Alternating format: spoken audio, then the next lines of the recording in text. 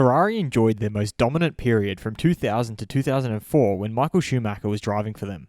This period would yield 5 consecutive championships. However, they would only be able to win 2 more Constructors' Championships and a single Drivers' Championship in the 15 years since. Drivers like Fernando, Alonso and Sebastian Vettel have tried and failed to get Ferrari back to its championship-winning ways, and now Charles Leclerc is one of the drivers they are hedging their bets with. I'm your host Dillon Shelley, and first up on Formula World, Charles Leclerc is the new Schumacher for Ferrari.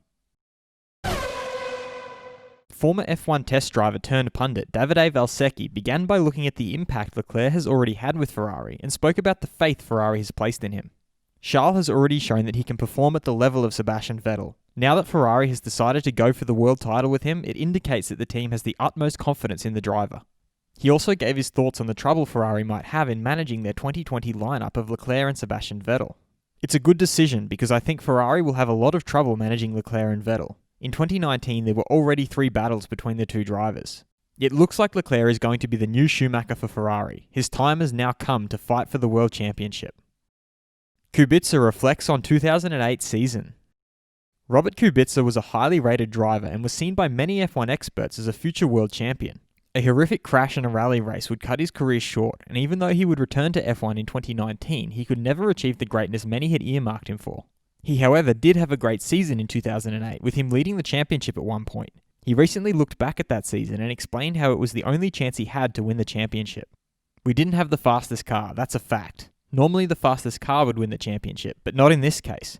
Somehow we always managed to take advantage of the mistakes of others, so we led the championship without being the fastest. I think 2008 was the only year I could fight for the championship. He then spoke about what could have been. Sometimes you have to take your chances, because you don't know if you'll ever get the same chance again.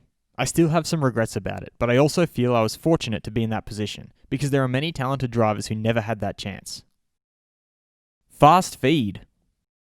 F1 CEO Chase Carey has revealed the We Racers 1 initiative is their way of saying thank you to the bravery and unity everyone around the world has shown during this unprecedented time. He also added that Formula 1 will stand united to say loud and clear that racism must end. Multiple F1 teams have released statements confirming they stand together with F1 and the We Racers 1 initiative. Ferrari will be conducting a private test at Mugello and Red Bull will be doing the same at Silverstone. Racing Point's technical director Andrew Green has revealed that their new update for the 2020 car is a relatively small adjustment with a big impact on the overall performance. He also feels that we're going to see the fastest lap times in 2020 and not 2021. Mercedes' Valtteri Bottas thinks that as he has taken several poles and a win in Austria, he can handle the season opener. McLaren team principal Andreas Seidel has revealed the racing team is now separated from the factory team just to make sure they are in a bubble as soon as possible.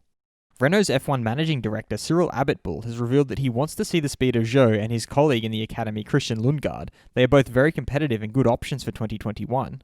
Mercedes has stated the revised calendar has much more impact on the staff than on the car itself, and that they're aware that they're asking a lot of their people. Haas team principal Gunther Steiner has revealed there is a chance to beat the top teams by having good management. And he also added that if they can break even, Gene will be happy to sign the new Concorde agreement. His goal is to still stay in Formula 1 with the team. Is Leclerc the new Schumacher for Ferrari? Head over to my community page to vote in the poll and let me know what you think in the comments. And if you like this video, feel free to subscribe and check out my others for all the latest in the world of Formula 1.